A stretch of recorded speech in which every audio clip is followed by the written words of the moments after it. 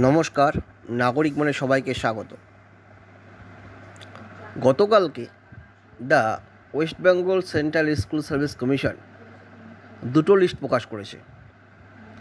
প্রথম লিস্ট কতজন অযোগ্য রয়েছে 9, 10, 11, 12-এ, যেখানে মোট অ্যাপ্লিকেশন 2016 সালে ছিল 2,80,000, চাকরি পেয়েছে 17,000 সামথিং, এবং তার মধ্যে OMR mismatch, blank OMR, rank jumping, out of panel এবং এক্সপায়ারি প্যানেল মিলে মোট নিয়োগপ্রাপ্ত সংখ্যা রয়েছে 1808 এটা প্রকাশ করেছে, এবং সুপ্রিম নির্দেশে সেটা গতকালকে প্রকাশ করেছে। এবং তার সঙ্গে সঙ্গে আরও একটি লিস্ট প্রকাশ করেছে, সেটা মূলত এই সুপ্রিম নির্দেশে যে নতুন করে নিয়োগ হচ্ছে, পুনর্নিয়োগ, সেই নিয়োগে সেই কোন কোন অযোগ্যরা ফর্ম ফিল আপ করেছিল তাদের তালিকা আবার দিয়ে দিল। এইখানেই একটা প্রশ্নচিহ্ন থেকে যায় যে সুপ্রিম কোর্ট কি তাহলে সিবিআই অনুসন্ধানটাকে কি মান্যতা দিল? কারণ সুপ্রিম কোর্টের যে 3রা এপ্রিলের রায় রয়েছে, সেখানে বিচারপতিদ্বয় উল্লেখ করেছেন যে সিবিআই তদন্ত করে যে ওএমআরটা পেয়েছে সেটা বৈধ উপায়ে সংরক্ষণ করা হয়নি। তাহলে সুপ্রিম নির্দেশে যেভাবে সিবিআই লিস্টটা মান্যতা পেল, তাহলে সুপ্রিম নির্দেশে যোগ্য লিস্ট কেন মান্যতা পাবে না সিবিআই লিস্ট? এর উত্তর কী রয়েছে সুপ্রিম কোর্টের কাছে? যাই হোক, যে আলোচনায় এখন আসছে, এই লিস্ট 2 মূলত 9, 10, 11, 12-এ কোন কোন নিয়োগপ্রাপ্ত অযোগ্য ফর্ম ফিল আপ করেছে তার লিস্ট দিয়েছে। এইখানে আবার একটা জিজ্ঞাসা রয়েছে, সিবিআই তদন্ত করে কিন্তু পেয়েছে নিয়োগপ্রাপ্ত অযোগ্য, নিয়োগ পায়নি অযোগ্য যারা ওয়েটিংয়ে ছিল তারা আছে, এবং যারা নট কল ফর ভেরিফিকেশন ছিল টেন্টেড তারা রয়েছে। কিন্তু সুপ্রিম নির্দেশে মূলত প্রকাশ পেয়েছে নিয়োগপ্রাপ্ত টেন্টেডদের লিস্ট, এবং তারা কারা কারা দ্বিতীয় এসএলএসটিতে ফর্ম ফিল আপ করেছিল তাদের লিস্ট দিয়েছে। এখানে মূলত রোল নাম্বার এবং সাবজেক্ট এবং ভেন্যুগুলোর উল্লেখ করেছে। এইখানে টোটাল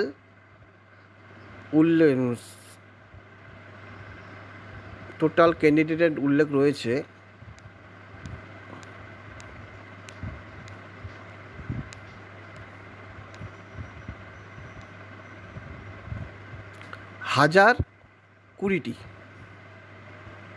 1020 জনের নাম এখানে উল্লেখ রয়েছে।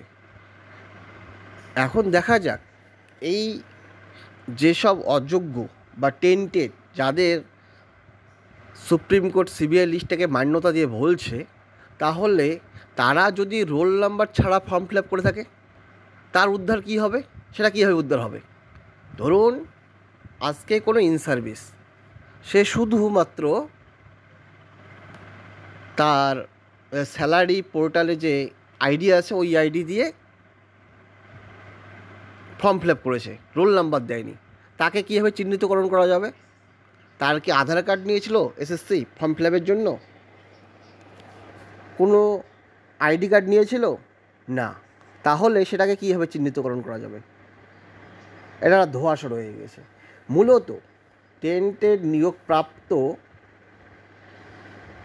তাদের লিস্ট দিল, কিন্তু যারা ওয়েটিংয়ে রয়েছে টেন্টেড তারা কি সুযোগ পাবে দ্বিতীয়বার? যারা নট কল ফর ভেরিফিকেশন ছিল কিছু টেন্টেড সিবিআই নির্দেশ অনুসন্ধান অনুযায়ী, তারা কি পাবে? তাহলে যারা নিয়োগ পেয়েছে টেন্টেড তারা যদি সবচেয়ে বড় অপরাধী হয়ে থাকে, যারা নট কল ফর ভেরিফিকেশন, তারা যেসব কিছু টেন্টেড রয়েছে, সামান্য রয়েছে অবশ্য, নট কল ফর ভেরিফিকেশনে টেন্টেড সামান্য সংখ্যায়, ওয়েটিংও তার তুলনায় একটু বেশি সংখ্যায়, এবং নিয়োগপ্রাপ্ত টেন্টেডের সংখ্যাটা 1804-এর মধ্যে সংখ্যায় বেশি।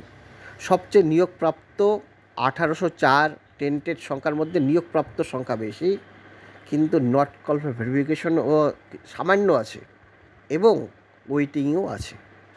সুতরাং কিন্তু চাকরিতে পরীক্ষায় বসতে পারবে না কারা? শুধুমাত্র নিয়োগপ্রাপ্ত টেন্টেডরা। যারা ওয়েটিং কিছু সংখ্যক রয়েছে তারা কিন্তু পরীক্ষায় ফর্ম ফিল আপ করতে পারবে এবং তারা ফ্রেশ হিসেবে বসতে পারবে। শুধু যারা নিয়োগ পেয়েছে টেন্টেড তারাই কিন্তু এই পরীক্ষা থেকে বঞ্চিত হয়ে গেল। এখন যোগ্যদের উচিত, যারা এই দুর্নীতির শিকার, যেখানে সুপ্রিম কোর্ট বলছে যে আনফর্চুনেট ভিক্টিমাইজ, দুর্ভাগ্যবশত তারা শিকার, তাদের জন্য সুপ্রিম কোর্ট কী নির্দেশ দেবে? তাহলে তারা কেন দ্বিতীয়বার নিজের যোগ্যতা প্রমাণ করবে? দুর্নীতি করেছে কে?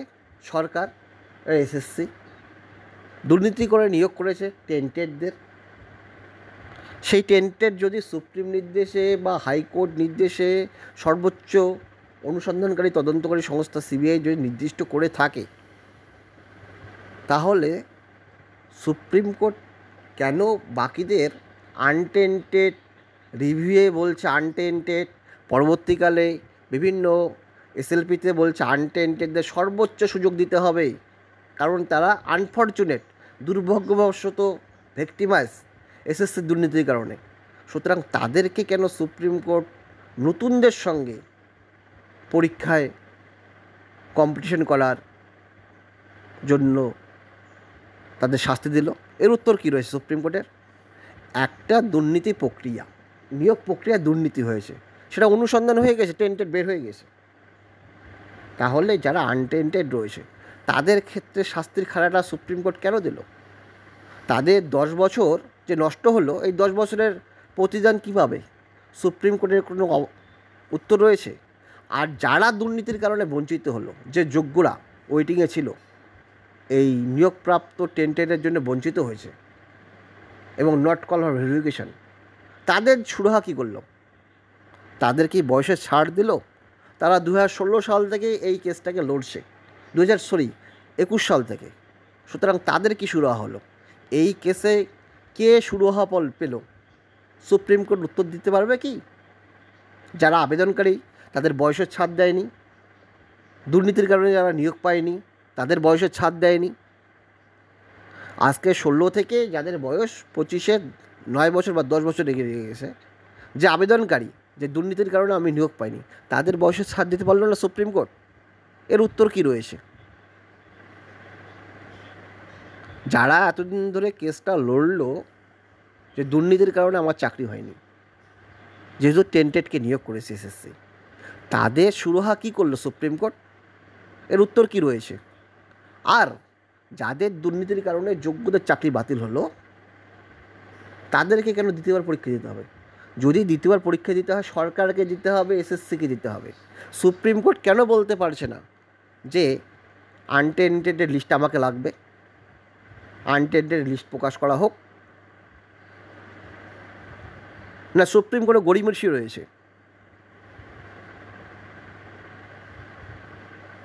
একটা প্যানেলের ভুল ত্রুটি দূর করার জন্য যদি বিভিন্ন অনুসন্ধান কমিটি, বাক কমিটি, সিবিআই হয়ে থাকে, সেখানে যদি ভুল খুঁজে পাওয়া যায় একটা অংশকে, তাহলে বাকি অংশটাকে ঠিক কেন বলা যাবে না? এটা কি সুপ্রিম দ্বিচারিতা চলছে? সুপ্রিম দ্বিচারিতা যে সিবিআই তদন্তের নিরিখে যদি টেন্টেড নিয়োগ করা যেতে পারে, তাহলে সিবিআই তদন্তের নিরিখে কেন আনটেন্টেড নির্দিষ্ট করার পরেও তাদের চাকরি থাকবে না? চাকরি কেন যাবে? এর উত্তর কী রয়েছে সুপ্রিম কোর্টের কাছে? আপনারা ভালো করে বুঝবেন, শুনবেন এই বিষয়টা, তারপরে কমেন্ট জানাবেন। ধন্যবাদ।